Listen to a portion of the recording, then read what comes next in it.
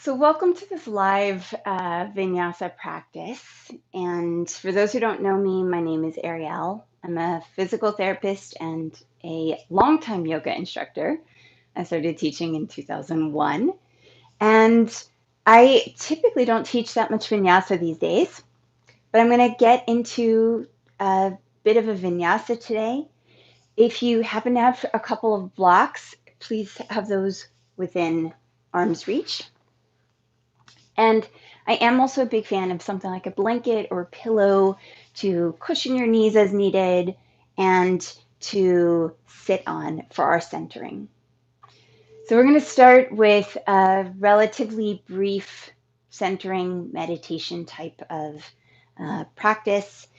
And remember that this is really the heart of yoga, cultivating the capacity to slow down the flood of thoughts that is part of what makes us human. So, finding your right and left sitting bones evenly on the floor. Broaden through the chest. Roll the shoulder blades up, back, and down, and shake out your head. Everything should feel stacked and nothing too rigid, nothing too effortful. If you feel a lot of effort happening, you might want to double up your blanket, add a pillow, add a block underneath of you.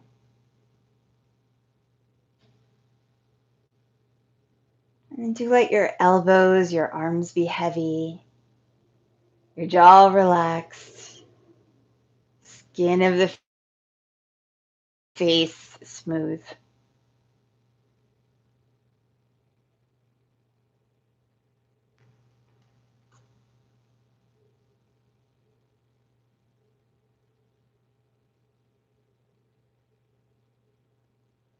We're going to be in stillness, in silence for 3 more full breaths. Feel free to have your hands on your abdomen.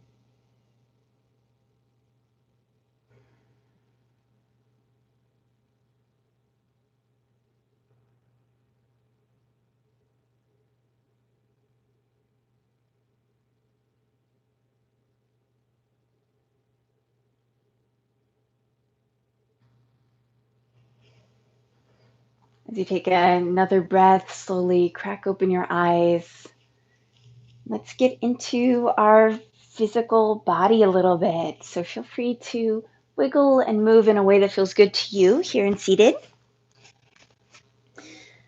You might draw a big circle with your torso, with your abdomen. I always like to imagine that like my torso is like the spoon getting the very last of the peanut butter out of the jar. And we'll move with breath forward, side, back, side clockwise and counterclockwise.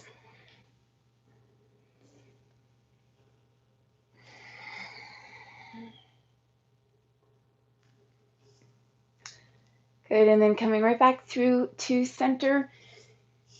There are 6 movements of the spine, right? We've got the forward movement, which is back bend, rounding, which is a flexion position, and you've got the side bend, and rotation, rotation. So we got to 4 of those movements with that circular seated pattern we just did. So let's add the side bend. You're going to walk your right hand out, left arm reaches up towards the sky, and then just go ahead and reach. Sending breath into the little nooks and crannies at the top of your ribs right now. From here, I often like to reach my hand forward 30 or 45 degrees. Take another full breath. And then come on back, sweep it up and take it to the other side. Right arm reaches. Side bend. Feel free to let your eyelids be a little heavy. Connect your breath into the side body. And then we're going to reach 45 degrees, 30 or 45 degrees forward here.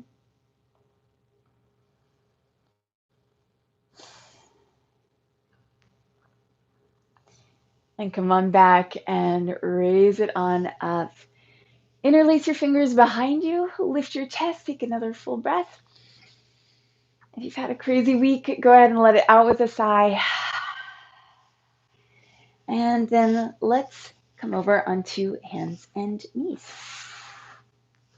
So blanket can be out of the way.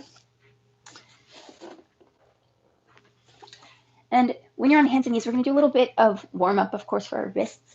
But I want to just offer this option for those of you who have two blocks, that if you've got a couple of blocks, you can put the heels of your hands on the blocks, wrap your pinky and thumb around, and that takes away a lot of the pressure from having your hand flat.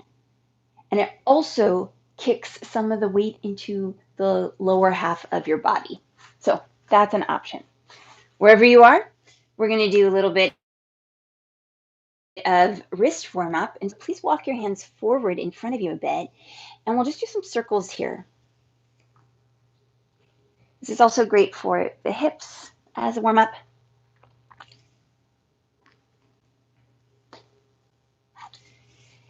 And it's a good practice to keep the spine neutral. Coming to center, rise up onto your right fingertips like you're clawing the floor. Lower down, rise up onto your left. Notice that my hands are still kind of well in front of my shoulders.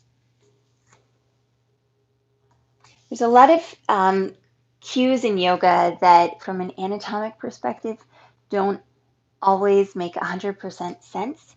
And one of those is this idea that you have to keep your wrists underneath your shoulders. For a lot of the table position and plank position type stuff, it's totally fine to have your hands a little bit forward or to have your hands a little bit out to the side.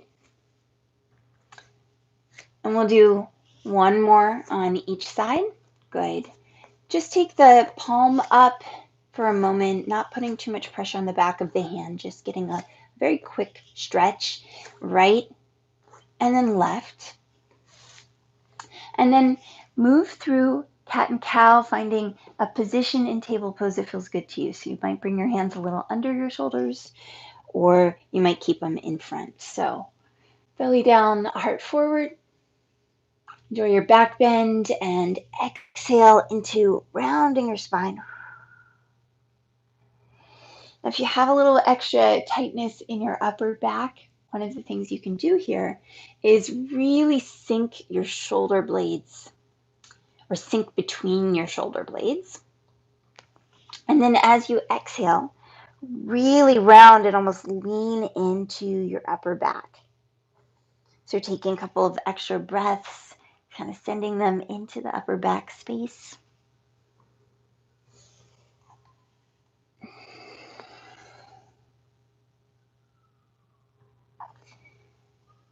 And then finally, let's do one more round of cat and cow, but let's change up our breath pattern.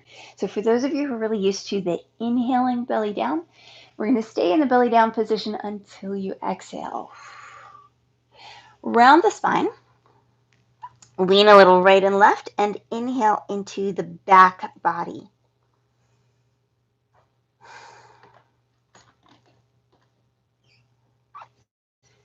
Find neutral, lower down to your forearms, and go ahead and straighten both of your legs out. Let's take a moment for this forearm plank. Just a quick one here. Make sure you're squeezing your glutes, rounding your upper back a little bit, building off what we did in the cat and cow, and then rooting your hands again to the floor. Find your way right back to table. Reach your right leg back, float it up to hip height, and bring, if reasonable, bring your left hand to your abdomen or to your low back. So this is a huge balancing act. We're really firing up the stabilizing muscles of the shoulder and of your standing hip. So hand to the low back or to the abdomen. That right leg is going to lift and lower for starters. And we're using our trunk control, our abdominal muscles among others, to keep ourselves really still in the spine. The next time your right leg comes up, see if you can also draw a little bit of a square, a rectangle in the air. and move in the other direction. Beautiful. Lots of balance going on there. Lower that right knee down, shift a little side to side. For anybody who needs a break at any point in class, you're welcome to come into child's pose or any other shape that works for you. Inhale forward. From table, left leg back. Float that leg up. You're bringing it up to hip height. You're bringing your right hand somewhere on your torso to help give you feedback. Now, if that feels way too unstable or way too much pressure on the hip or some other part, you can keep the hand on the floor, but you want to be able to get some kind of observational tactic as to whether your spine is moving. So you don't want to do this. You do want to do this. Nice, steady spine here. Left leg is lifting and lowering. The next time the left leg lifts, draw that square or rectangle in the sky. You can go both directions, clockwise and counterclockwise. Again, staying really steady in your torso.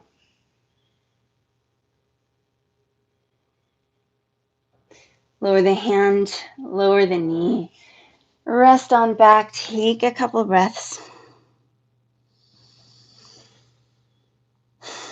And let's do a little warm up for before we get into down dog. So the inner core of the vinyasa practice, around which you can really do anything. It's a platform that can be very creative, and that's why a lot of teachers, I believe, enjoy it, love it.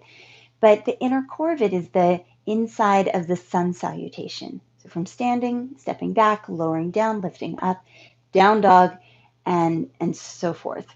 It's a lot on the wrists, and for many of us, that trunk control that we just practiced is so essential, and you can't just get it from the practice of vinyasa. You need to sometimes slow down and do things like what we just did so that enhances the practice of the vinyasa. Trunk.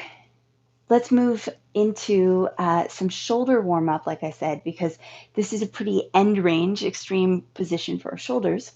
If you have a block, great. If you have some other small object, great. We're just using it as a little bit of an object here. So go ahead and stretch your arms out into a big old child's pose, but don't rest your head all the way just yet. You want to test and see how your shoulders do with this flexibility and stability challenge. It's really a mobility challenge. So I'm going to lift one arm without bending the elbow over the block and down. And I've got lots of clearance here. I've been doing this one for a while. So I might be able to rest my forehead on the ground or on another block. And remember, it can be anything, right? You can adjust your block out to the side if you get any shoulder pinching. And you want to take that one hand, the one that you're working on right now, keep the elbow really straight. Let the arm really, really reach so you're not pulling it back down your back. Really, really reach it. And just chop up and over whatever that is. Maybe it's an imaginary object for you. If you don't have any blocks and you don't have the ability to rest your forehead on one, therefore, you're going to put a fist under your forehead. So your left fist under your forehead. Right arm is chopping up and over. Okay, that's a lot. Let's take it to the other side. Same thing. You can start propped up on your forearm, lift your left arm up and over, make sure you've got enough space, and you're always welcome to stay upright a little bit like we are right now, and do your shoulder warm up this way. If you've got the capacity, you can rest your forehead down on the block, down on the hand. Get that end range activity right here. So tempting to lift your elbow, yeah? So don't let that happen. So tempting to bend your elbow, that's what I meant to say. And then keeping the blocks towards the front end of your mat if you happen to have them. Arms forward, really strongly into the floor. Fingers spread ultra wide. Pads of the floor really active. We're going to shift forward. option to curl it. Well, kind of got to curl your toes under. Sorry for those of you who've got a little toe stuff going on today. And raise up into your downward facing dog. Go ahead and shift a little side to side, letting one knee bend and then the other. Any of your wiggles out that would feel good to you.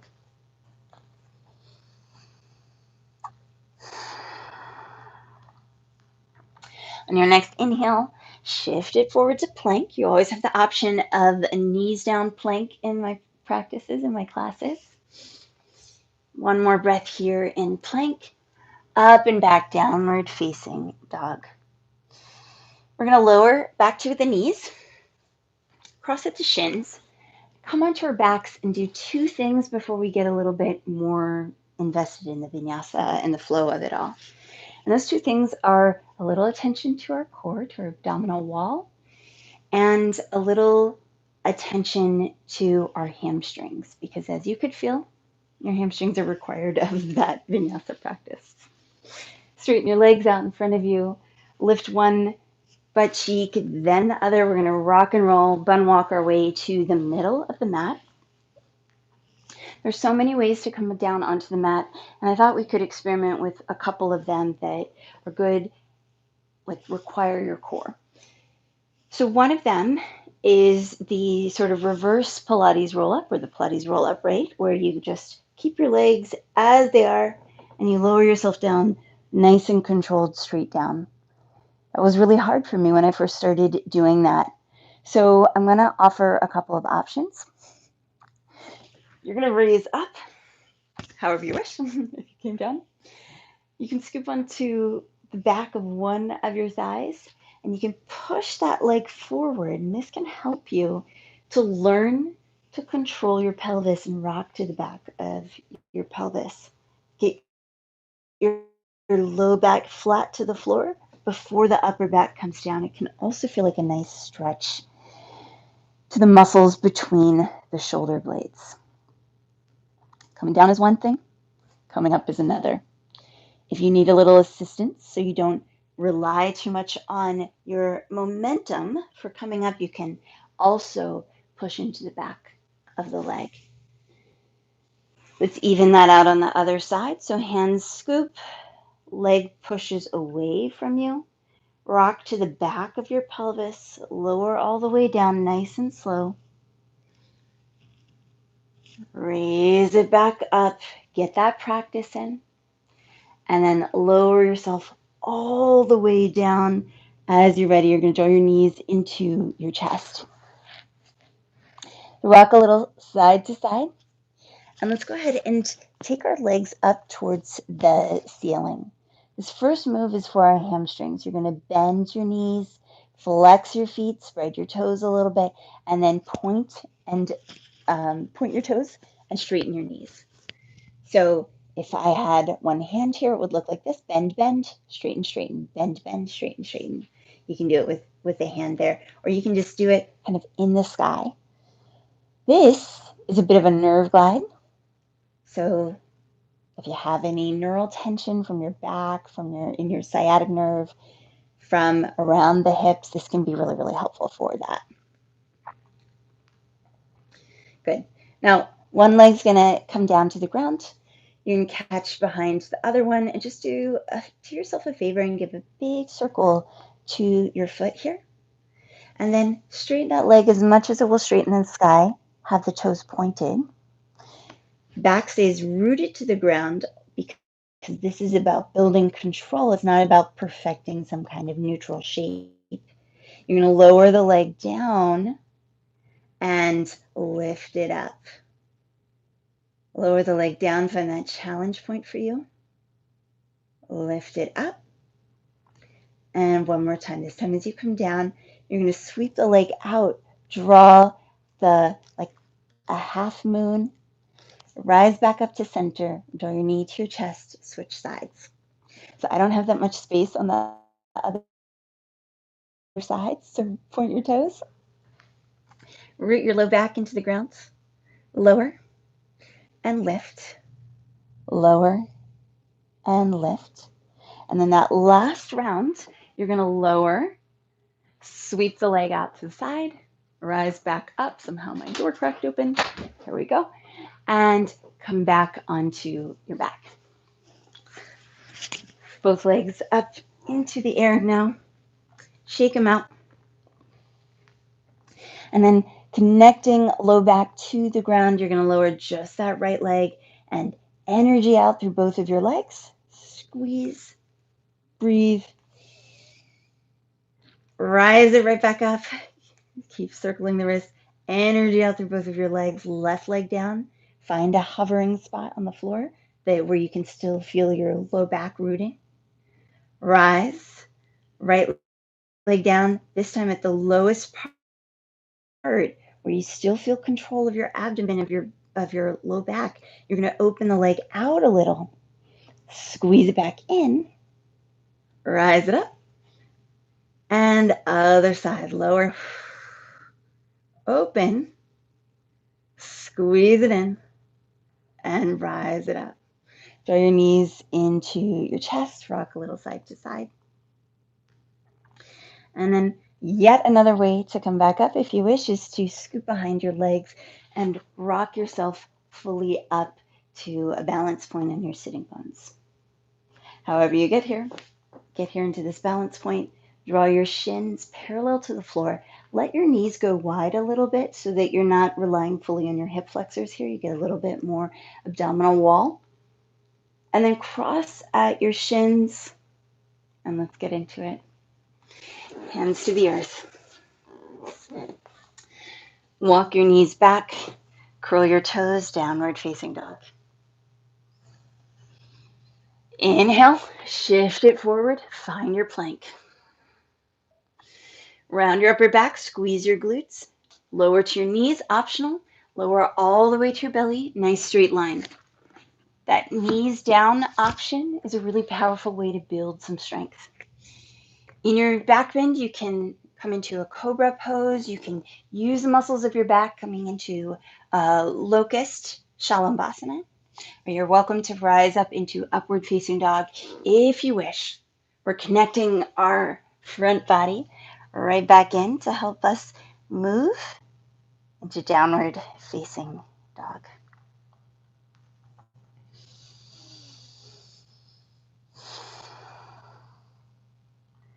Lower to your knees for a moment. And I want to offer the option of a couple of tips for stepping forward. So if you have your blocks, please grab them now. You want the blocks in the medium height. Hands, heels of the hands are on the backs of the blocks. Right leg reaches back. Go ahead and come into the exact same position that you did before. If you don't have blocks, you're going to come onto your right fingertips in this as we round the knee to the nose. Throw the knee in, round, push the floor away. Inhale back. Exhale, draw the knee in, round, build off everything we've done so far today. Inhale. Exhale, round. Really pushing the floor away. See if you can step your foot silently up between your hands. This is where the blocks really help. They basically buy you space. Root it down. See if you can float the foot off the floor without making a dragging sound. Come back, same thing to the other side. So as we do this on the other side, connecting with breath, moving with breath, we've got 3 of these. I'm going to talk about the basic things to help you step your foot between your hands. Number 1, round the spine.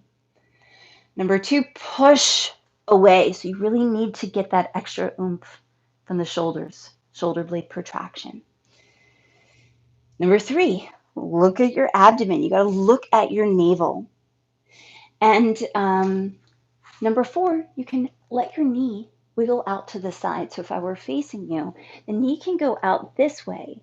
It doesn't have to follow a fully straight path under your chest. In fact, it's more ergonomic. And then the blocks, really big help for the vinyasa. Downward facing dog, if you have your blocks in your hands, that will buy you a little extra space. Inhale, right leg reaches to the sky. 3-legged dog. Exhale, knee to nose. Scoop. Set your foot as gracefully as you can between your hands. Let's keep that back heel off the floor for a moment. Rise up a little bit so we're getting the back body active. And then arms by the ears. Come all the way up. Gentle back bend with your crescent lunge. And then palms together over the heart. Lean it back forward 45 degrees, and we're going to spin a little to the right. If you need to do this on your back knee, you can. Find your way to neutral. Spin to that front leg, tap. Find your way to neutral. Spin and tap. Neutral. Spin and tap. As you're ready, lower your hands back down to the blocks or to the earth. Float that front foot as silently as you can. If you're using the blocks for the vinyasa, it changes things. So you shift forward, you lower down, maybe not all the way. You float up and you scoop. We meet in down dog.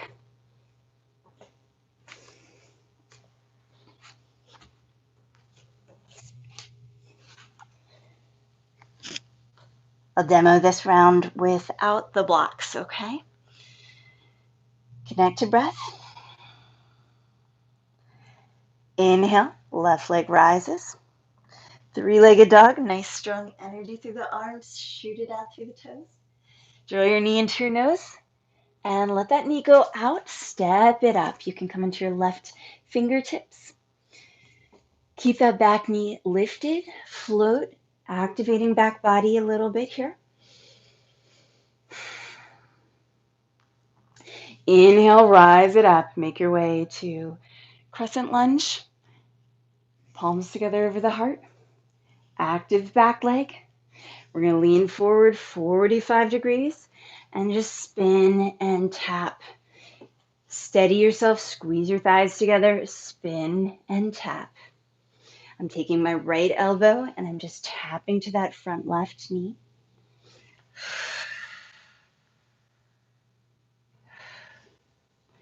Right back through to center. Hands grace the ground. Float this front foot up, step it back, find your way to plank, squeeze, roll lower down. You have the option to put your knees down. Active back body. I just love locust pose. And then release, down dog, or of course you have the option of some child's pose.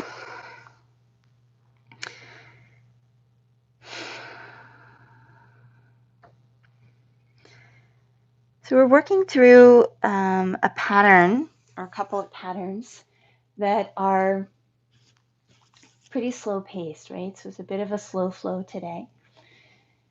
I want you to really honor whether you want to ramp it up a bit. You can take another 2 or 3 vinyasas if you'd like. Spend a little extra time in down dog, spend a little extra time in plank or chaturanga. And you can always turn it down a notch too. Spend more time in child's pose or any position that feels more restorative and restful to you. From down dog, we're going to move to our next standing position. So let's make it pretty creative. Let's walk the hands to the back of the yoga mat. Have a nice bend in your knees and shake out your beautiful head. Let it go. This is actually something I give to a lot of my patients who have neck pain, upper back pain. I just tell them to fold forward, shake it out, undo some of the patterns, undo some of the compression from every day. Connect to breath. Inhale, rest your fingers to your shins. Rise yourself up halfway. Exhale, lower right back down. And then inhale, arms go wide. Rise all the way up. Meet your palms together over the heart. Please shift onto one leg. So we're going to shift onto, let's say, our right leg. Draw the left knee first to the tiptoes, then up, working on your balance. You're going to bring that inner ankle up nice and high, so we're working external rotation. This is something I teach very often in my Fridays hip class. And we're going to bring this foot up into tree pose. So you're welcome to bring the sole of your foot all the way to your upper inner thigh and squeeze. You're welcome to be a little bit lower than the knee, and forgive my wobbling, you're welcome to be on the floor in the kickstand. So kickstand, calf, or up inner thigh. Connect to breath. If you're now leaning forward, you're well aligned. Legs are active here. And then draw that knee right back up. Take a big leap. Step it forward. Come right back into your lunge. Big old crescent lunge. Palms together over the heart, building off what we did last time. Lean forward 45 degrees. This time you can spin and take the revolved side angle, or I really just want to show you this variation. I find to be a little bit kinder to the hips, to the spine, and to the shoulders. So instead of bringing the elbow all the way to the side, feel free to bring your forearm to the top of that thigh. Press down into the wrist with your top hand. Look over your shoulder, back leg, energized and fierce. And then unwind. And I'm going to give you a couple of options. Number one is the vinyasa. Close out and down dog. Walk your hands to the back of the mat like we did a moment ago. And number two is actually a nice big challenge for a lot of folks who do yoga. You're going to lean into this lunge and then step it right back. Try to stick that landing. Come on down. Shift to the other side. Rise up. Perhaps your right leg now. Look at something that won't move. That's your drishti. Inner ankle lifts. You've got your external rotators really active here. Your choice. Foot can go above the knee, below the knee, kickstand position. Lots of options. Squeeze in. Find a tree pose that works for you.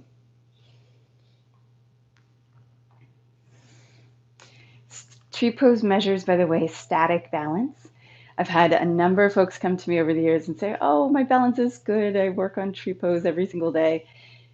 Balance is a lot more than just holding yourself still on one foot, right? It's also this dynamic balance. And so noticing when you lose your balance in a yoga class is not just about being on one foot, right? I lost my balance when we had 2 feet on the ground earlier. But it's challenging yourself in a lot of different ways. Draw that knee right back up, flex the foot, and take a nice big leap. Make your way into the crescent lunge position. And in Kripalu Yoga, we were calling this Warrior One, probably still to this day. I haven't kept up. Palms together over the heart, and then lean forward 45 degrees. Reconnect to breath, to stillness, to purpose. As we start to spin, stay on axis. Option to rest your forearm on the top of this front thigh. Top hand just catches. So this is what I'm doing here. Forearm rooting and hand to wrist to get a little pressure down, and then spinning.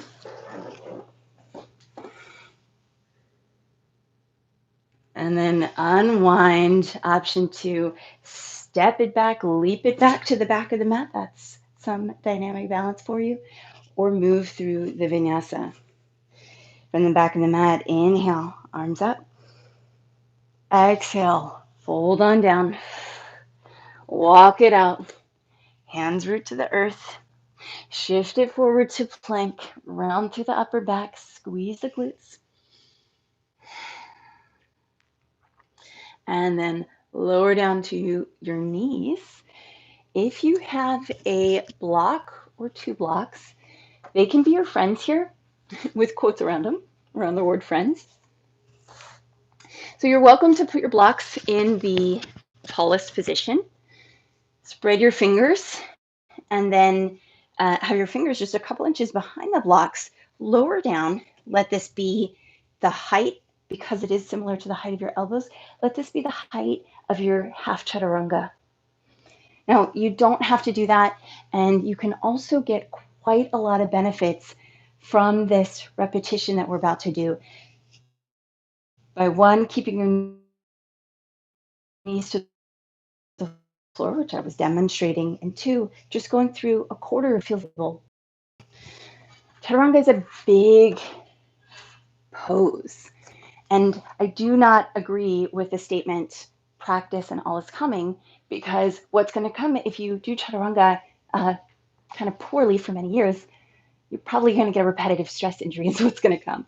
But if you break it down into its component parts, for example, if it's a lot on your wrists, you don't have the upper body strength, you can get into the basic Chaturanga by setting yourself up on blocks, lowering down just a quarter of the way, building your stability here until the next time you can go a little further. So actually making body weight movements like yoga asana progressive is pretty challenging. It's something I think about a lot, and you're always welcome to message me about. So wherever you are, let's do a couple more partial chaturangas, full chaturangas if you wish, yogi's choice.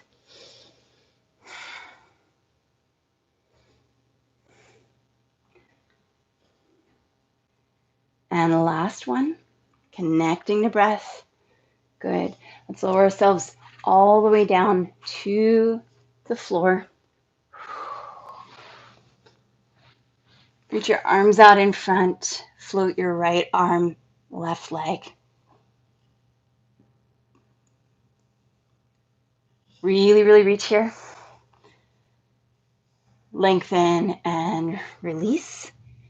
Left arm, right leg. Really, really lift. Really, really reach.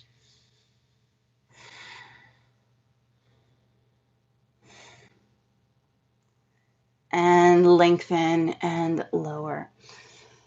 Put your hands on the floor, resting your forehead right on the hands. And then I want you to keep your legs active, but on the ground for this next move. Feet are apart. Kneecaps are lifted. Elbows up and lower. So we're keeping the contact between the hands and the forehead. And we're working these muscles of the upper back.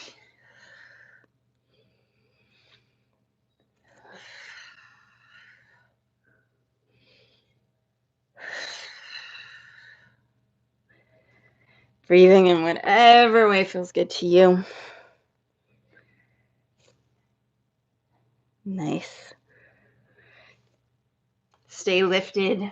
Float the arms to the side, body in a W. Root your hands under the shoulders. Rise up. Let's make our way to table. And with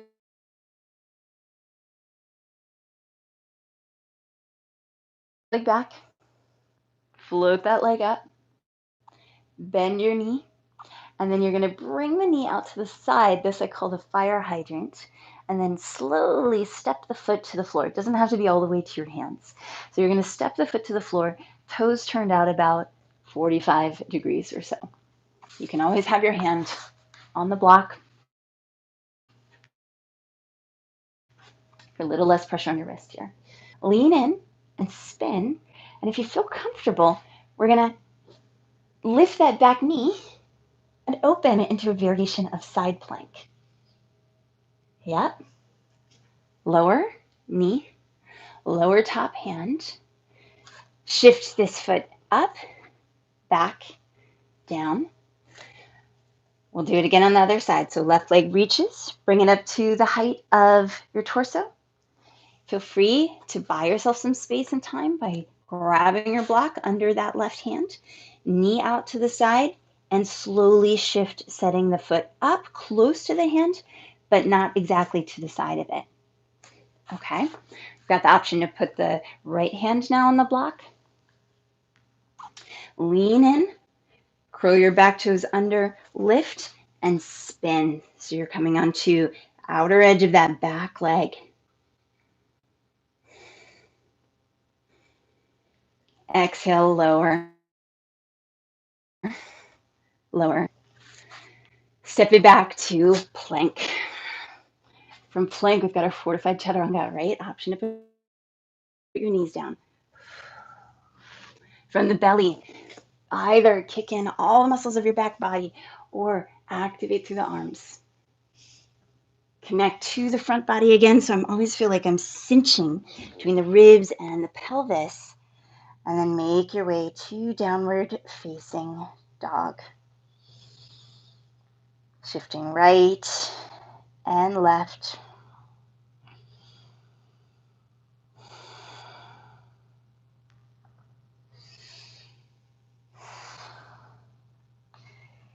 On your next inhale, raise that left leg, find your way to three-legged dog.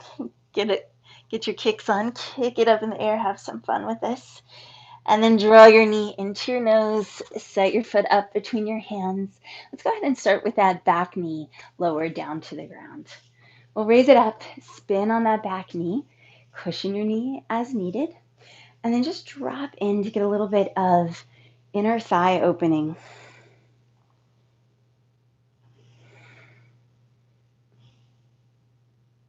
We're going to really drop in, drive it right back up, spin the front toes to the long edge of the mat. Option to park your hand on this knee to help you get up, or if you can do it without your hands, rise, step that back foot back, drop into Skandasana. So a little bit of a side lunge here. Raise it up, bend your back leg, drop into Skandasana on the other side. Raise it up and drop, up and drop, up and drop.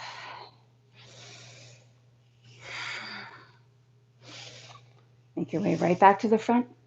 Spin your toes to the front of your mat. Settle your hands, step it back, make your way through the vinyasa should you choose to.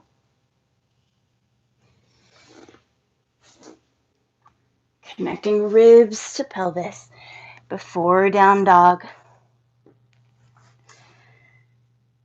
I'm also a bit of a fan of a short downward facing dog, so if you notice that, I think it's just a nice way to give your hamstrings and your calves a little bit of a stretch, but not forcing them into a really unnatural position.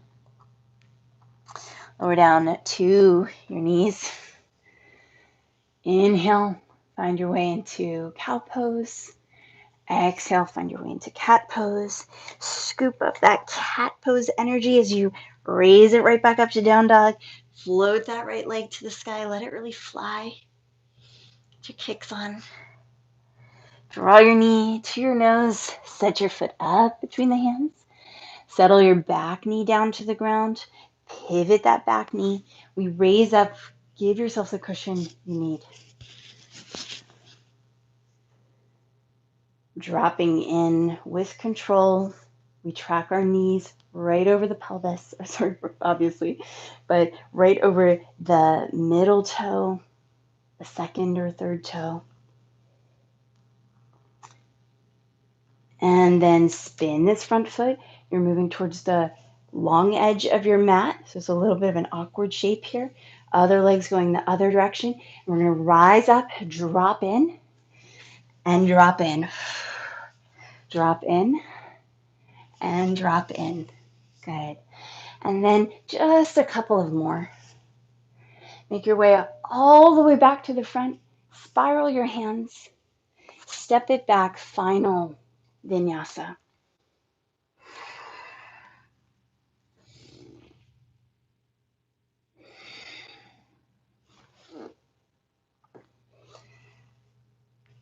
Five breaths in downward facing dog. Pushing the ground away, connecting ribs to pelvis.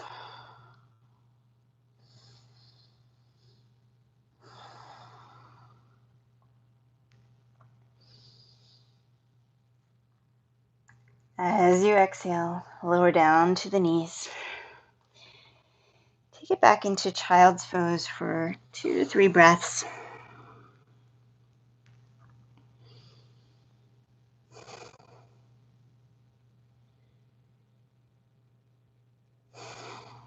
And then if it works for your body, rise up. You've got vertebra by vertebra, coming up into your seated position, sitting on your heels. Gather any props you might need. Blanket block, pillow.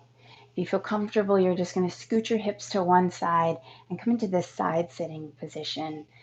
Same thing we did in the beginning of practice, in the direction that your feet are. You're going to reach that same side hand, reach up and over, coming into your side bend.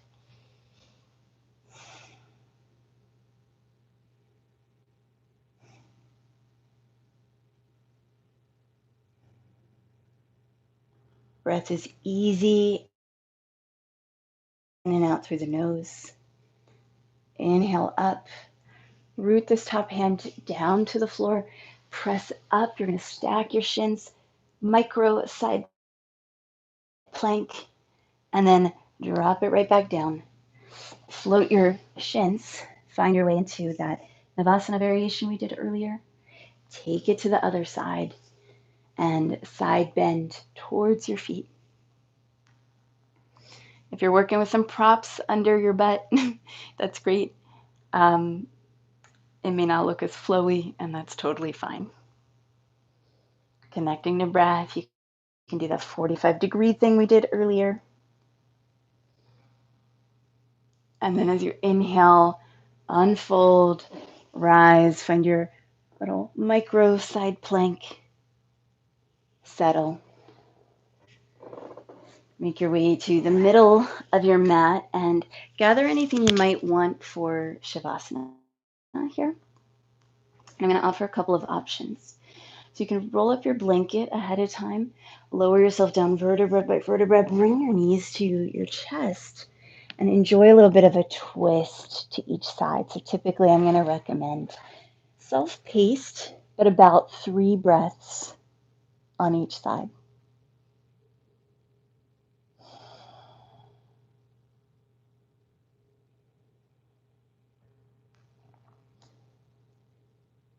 Letting the eyes close. Listening to your own inner guidance.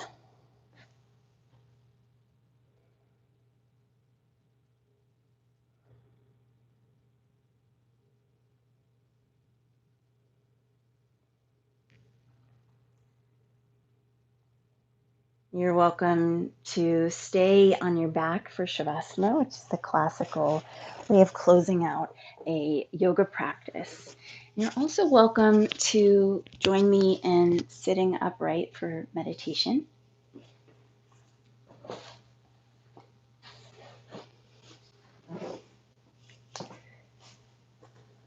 Wherever you are,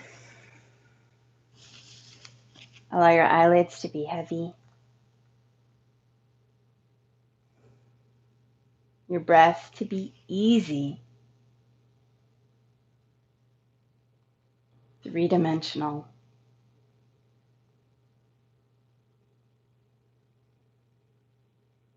Lower jaw is just on a little bit of slack, lower teeth separate from the upper teeth.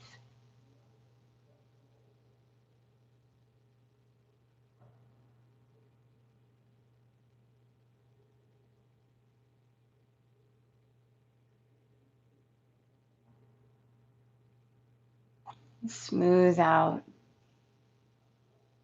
any wrinkles between the eyebrows, any tension around the eyes.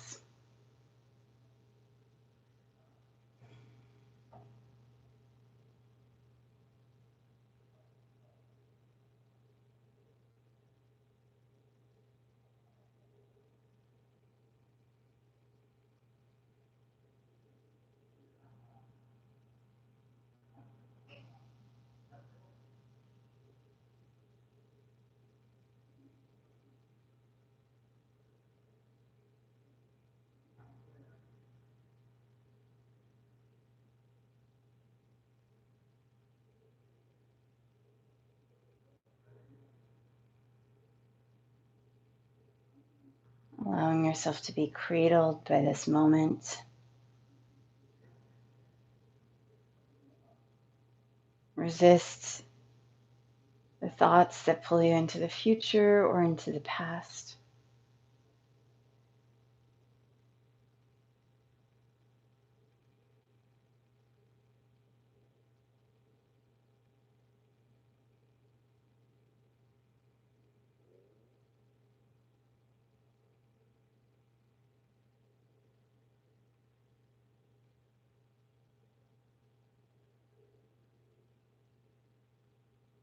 What would it be like for this to be easy right now?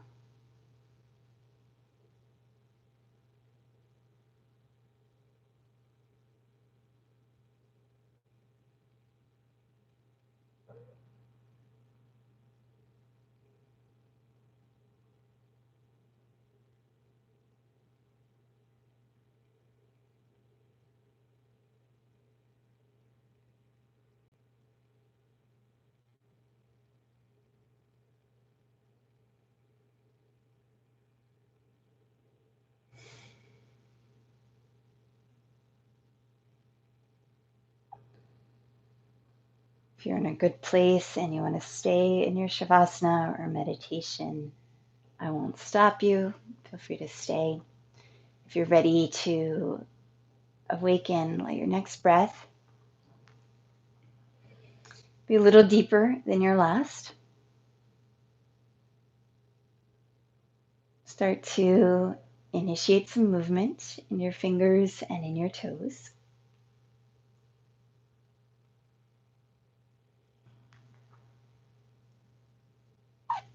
Circling the wrists.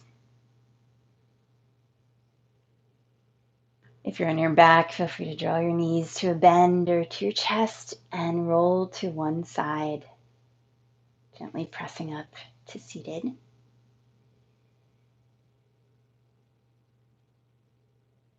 And seated, I recommend palms together over the heart or palms down over the heart.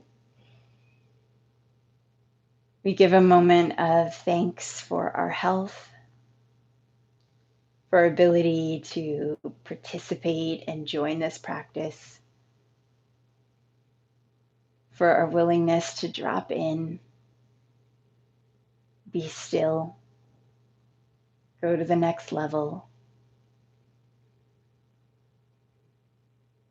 And I am also really grateful for each of you, wherever you are in the world. Thank you. Thank you. Thank you.